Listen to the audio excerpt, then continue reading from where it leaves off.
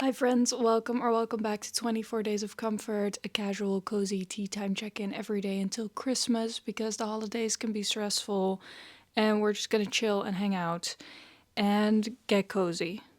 Which brings me to our cozy check-in. Let's do it. Are we comfortable? Do we need to move around a little? Should we take a deep breath together? Okay, we're gonna do just a deep inhale and a deep exhale out through the mouth, in through the nose, out through the mouth. Okay, whenever you're ready.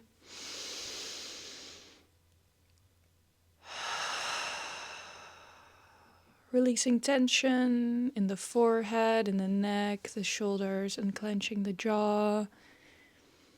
Relaxing the back, the torso, the hips, the legs, the knees, all the way down to the toes. Is there anything that you need right now? Do you want to grab a hot beverage maybe? Or do you want to put your phone on Do Not Disturb? It's your you time. Take your time. And yeah, let's get into it. This is for those of you who would like to be offline a little bit more, but do still like to use their phone for music, maps, YouTube, and other comfortable things. Your banking app, for example. I've got you. I got my screen time down in general from around 4 hours to a 1 hour, and I'm going to talk you through what I did. And I hope that some of this might help you to also be a little bit more present. If you're new here, hi, I'm Fleur. I make ASMR videos and here I do whatever I want. Currently, I'm making a video every day until Christmas. And today I am sharing how I dumbified my smartphone without going full hermit, off-grid, etc. But before we start, I just want to say that I think it's okay to take your time figuring out what works. For me, this has been a year-long process of figuring out how I'm using my phone, what I do and don't like. It was a gradual process, and I think that that's important to note. And also, I deal with health issues, and I want to acknowledge that sometimes parasocial contact is one of the only forms of contact that you can physically get in a day or interaction. It shouldn't be, but it is a privilege to be in good health. And I think that because I'm going to talk about social media and the effects of that on me and my mental health, etc. I just wanted to take a little moment for that because I've had moments where I was almost fully unable to see my friends or hang out in person, and then online contact was the only couple things that I had. So for anyone who for any reason cannot leave their house that often or whatever it is, take this with an extra grain of salt, which the rest should already do because it's just my personal take on all of this. And my heart goes out to you because it's hard to find a balance in online and offline when you are at home a lot. Find what works for you, you know? Okay, now I understand the urge to just delete everything and get a flip phone, and I wish that that worked for me. And if it works for you, that's amazing. But I do hope that you allow yourself time to figure things out and to get used to new things before you go out and spend money on a flip phone, for example, because you're like, I need to get rid of this thing, and you throw your phone out the window and you get a flip phone that you're gonna hate within a year. I would suggest taking a breather and finding what works. There's also not one right answer to any of this, and I think we're all doing our best, and just even being mindful and conscious of the choices we're making is worth celebrating. So, good job. Okay, so from one friend to another, let's get into it. First of all, my why. Why do I want to dumbify my phone? Why do I want to be offline more, online less? For me, the reason is presence. I am a big fan of the concept of slow living. I feel like the world is very fast paced and I truly cannot seem to keep up with it. And I want to slow down. I remember very vividly sitting myself down and thinking, what do I value a lot? And am I practicing what I'm preaching? And now it's important that we're gentle with ourselves, of course. But I really noticed that I value being offline so much, and my screen time was just in no way aligning to that, not even close. The amounts of times that I'd spent scrolling on my phone while I was waiting for the bus, or when I was just sitting on the toilet, or half in a conversation on the couch with my family, reading a text that would pop up on my screen while I was in a conversation. That just feels rude, and that's addiction and anxiety driven, and I don't want to contribute to this new normalized, it appears, way of our social behavior towards each other. And now that I am on the other side of all that, I see it so much, especially in the youth work when I see teenagers and how they're going about their phones. I don't want to talk about that. Our world in general is very digital. One example that I run into a lot is that I need my phone to log onto government sites. We have a digital ID and you need to have your phone to unlock it. If it's through an app or through text or whatever, you need the device. But I like the idea of not being so dependent on my phone, and when I'm waiting for the bus, I can just look outside and maybe listen to music, or maybe not even that, but just being here and not at 52 places at once. So this for me all started a couple of years ago that I did that. And I started doing a lot of digital detoxes. So deleting my social media, putting my phone in a drawer, using a flip phone for a while, and eventually that evolved into deleting social media apps. So that was Snapchat in 2023. And then, Facebook sometime before that. Now, this past summer, it was Instagram. I still have the accounts, but we'll get into that later. But I noticed that I did keep going back to using my smartphone for things instead of the flip phone. And I think that a flip phone is a very seemingly logical choice. And this is not to talk down on the flip phone, because I think that there are perks to it for sure, which we'll talk about. And, the flip phone, it takes away all the extra noise and just leaves the essentials, right? And I think that for me, the pros of why I like flip phones is that they are very simple. Texting is kind of hard, so you're a lot more conscious of what you're texting, depending on the keyboard that you have, of course. There's no constant distraction. It's a single purpose type of tool, and they look fun. And that counts for something. But at the same time, there are also, for me, a lot of benefits in using a smartphone. And for me, that is definitely the camera app, being able to access my bank account. I love using Spotify or streaming music. I like having a map available to me, and I love being able to check the time that the bus or the train leaves the station, or if there's a delay that I can check. And then most of all, WhatsApp. I live in the Netherlands, and for us, the main communication app or tool is WhatsApp, and I have group chats with friends, with work. A lot of it goes through WhatsApp. I text my manager through WhatsApp. I don't want to be cut off from all of that, and also I like being able to be a little bit more reachable than if I have a flip phone and have my phone in a drawer, and I would have to be at home specifically for WhatsApp, because friends do use it out and about and my work uses it. So what I did is that I compared the pros and cons list, and I tried to implement things that the flip phone has to my phone, and I tried to eliminate some things that my phone has that I actually don't want at all, which is unnecessary and not on my list. As long as there are no flip phones that offer WhatsApp and a proper map, I am going to be using my smartphone. If there were to be a smartphone or a dumb phone that has WhatsApp that actually works and maps that actually work, I might make a switch.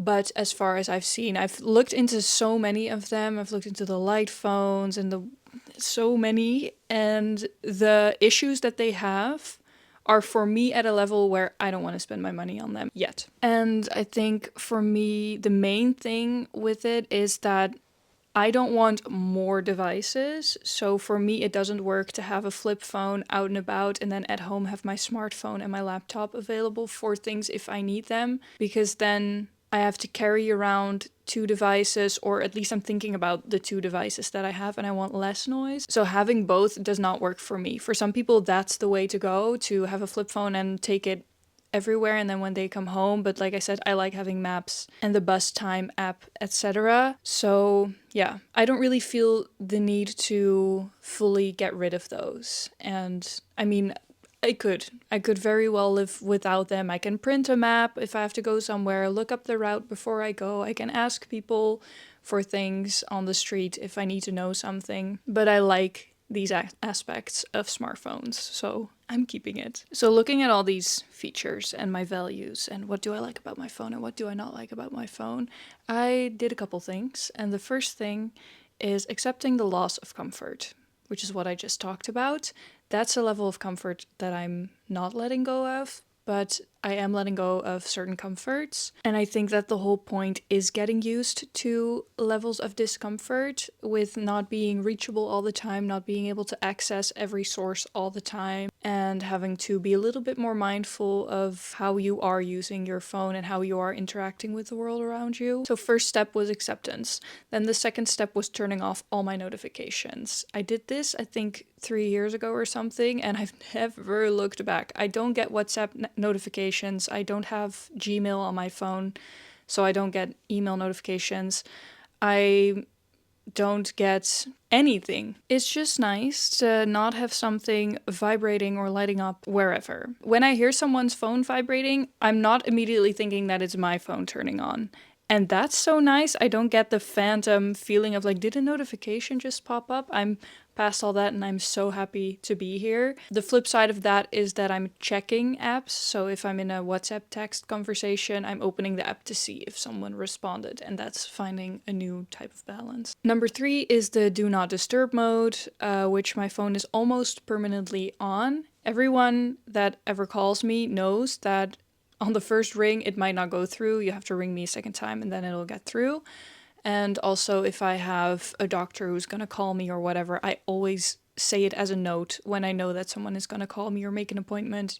You gotta call me twice because it might not ring the first time. I'm trying to not always have it on Do Not Disturb, but I kind of like it that I can call back when I have the time and space and not be disturbed mid-conversation because, I don't know. There's something, that's the thing for me about phones and stuff, it just feels a little weird to me how when you're in a conversation with a friend, I made a video about this before and I used this example as well. You're in a conversation with a friend, they get a notification on their phone, they look, they go like this, and then it takes a bit to tune back into our conversation. While none of us left the room, there was no one with us physically in the room, it was just us and that rectangle on the table. I don't know, the boundaries get really vague of where am I, who am I speaking to, who am I really with, and the phone is just always there with the rest of the world, and I don't like that. So if you haven't tried Do Not Disturb mode yet, highly recommend, or turning off notifications.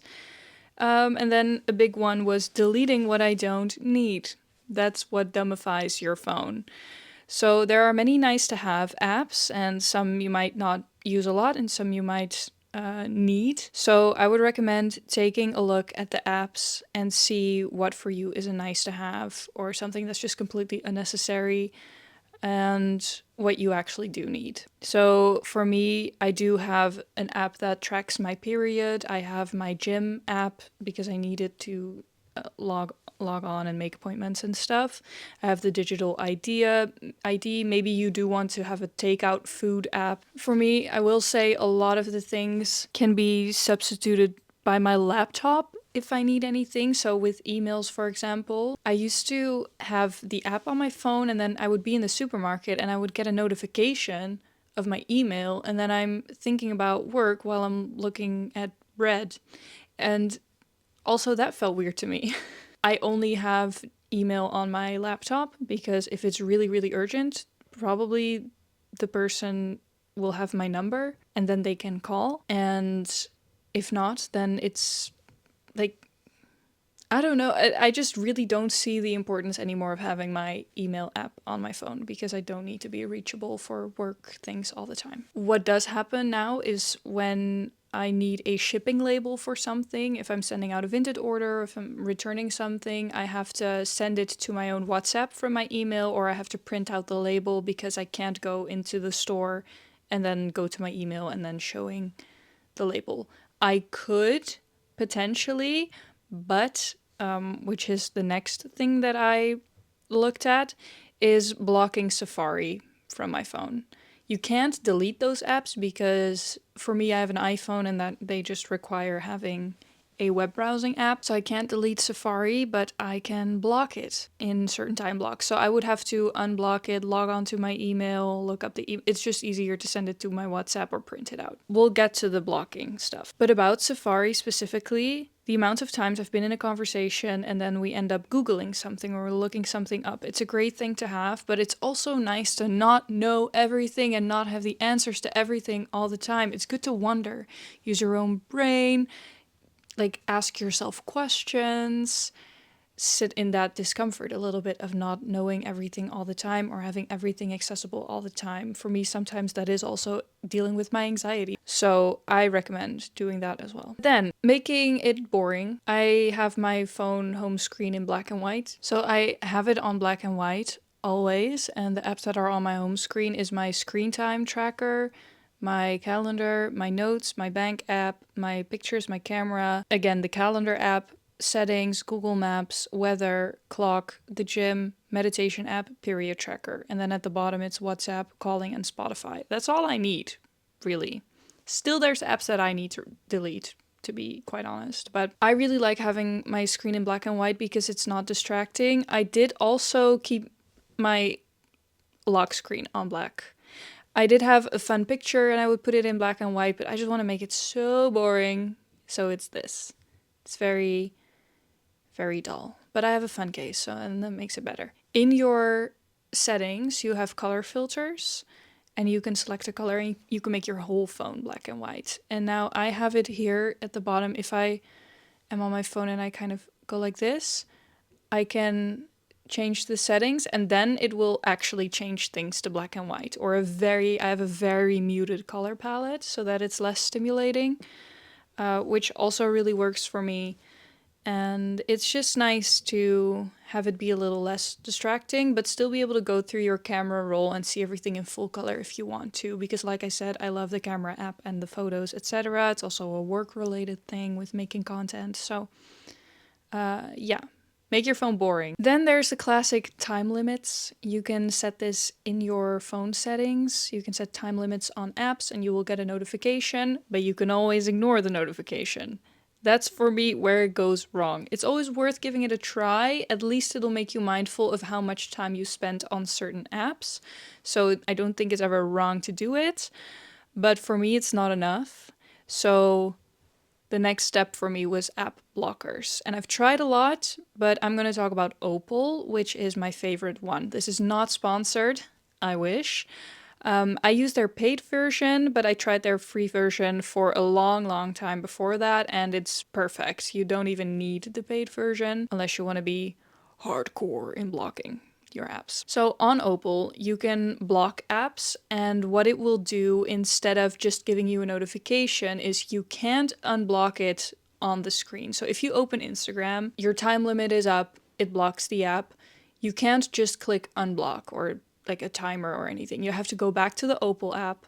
When you open the Opal app, you have to wait 7 to 30 seconds. You can set time limits for that. You have to take a deep breath, and then you can set a pause.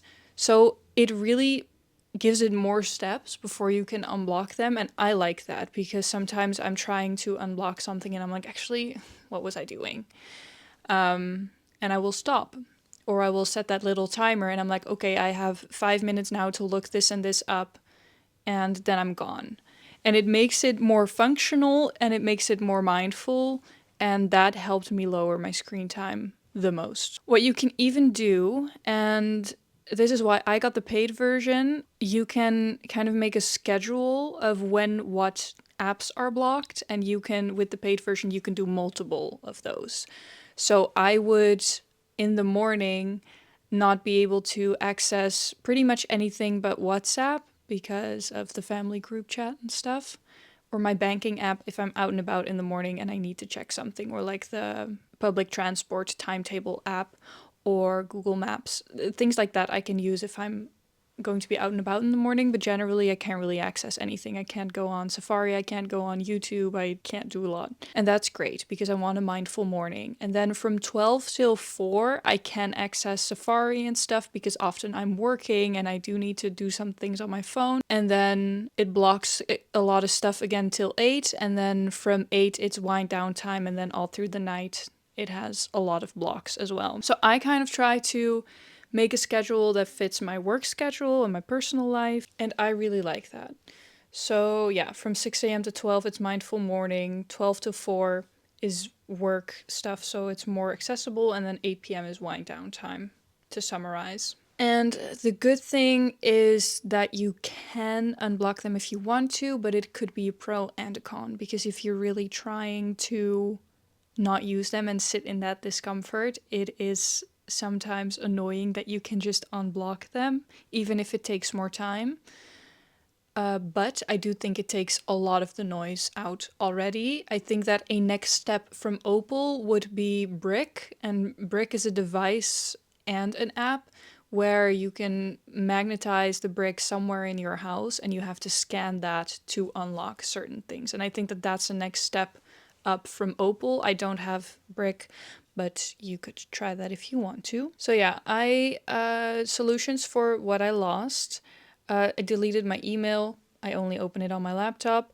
I don't have access to Safari all the time. I'm not on social media and I'm not really on a lot of news apps. So I subscribe to a newspaper and I just get a paper newspaper delivered here. And I follow certain news channels on YouTube, so I will get stuff through there as well. I like to do crossword puzzles sometimes. If you're into games on your phone or whatever, I would recommend getting a little crossword puzzle book. You can get them at the grocery store. I like to journal and read instead of scroll and watch things. And yeah, there's enough to do out and about and around the house.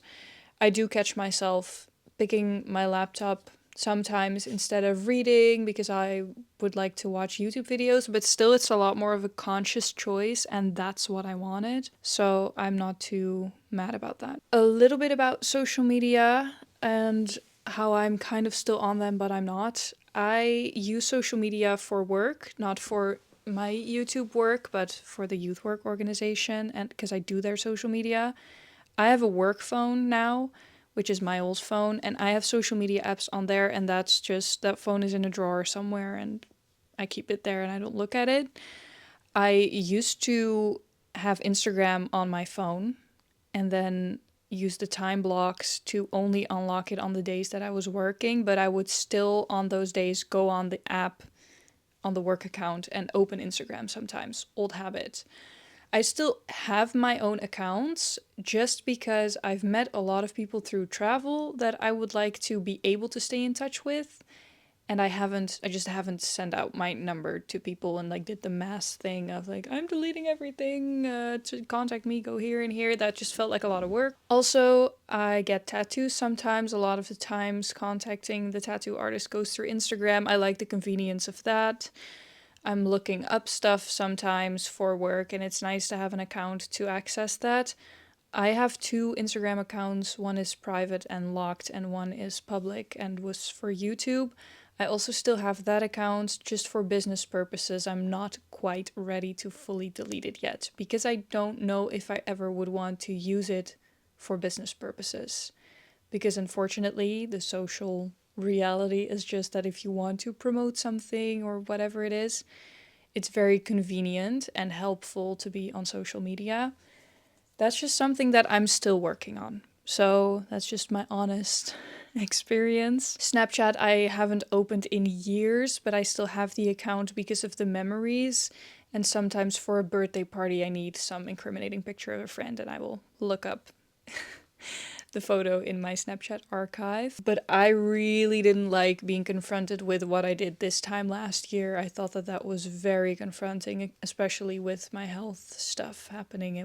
I didn't like it. Yeah, that has been gone for a long time. Facebook, I have because I'm taking a yoga nidra course and all of the communication there happens on Facebook. It's very sad. Also, if you want to find an apartment or something here, Facebook is a very good source. What I did is I deleted all my posts, all my friends.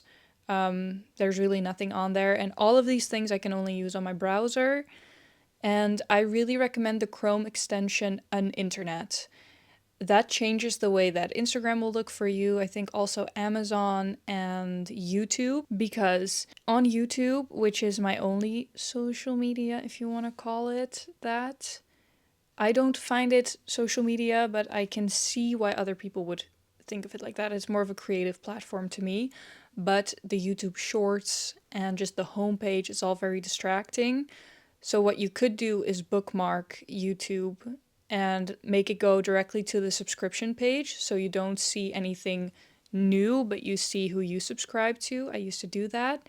But now I got the Uninternet extension and it opens YouTube and it's just a search bar. And it's great. There are just no distractions. And from there you can choose where you want to go, which I really prefer. So that's kind of how I go about all of that. So I think the main things that I would recommend trying is putting everything on black and white, turning off your notifications, getting Opal, and see if you can make a schedule for when you do and don't use apps. If you feel like you really don't want the phone and all the things that I was talking about, and you really want to go hardcore, yes, get a flip phone, but there will be two devices in your life, probably. I am really happy with the way that things are going right now. There's definitely room for improvement and adjustment, and I will say if I'm really anxious, I will find a way to be on my phone and my screen time will still be 4 hours. Or if I have a FaceTime call with a friend that's really long, it will be 4 hours.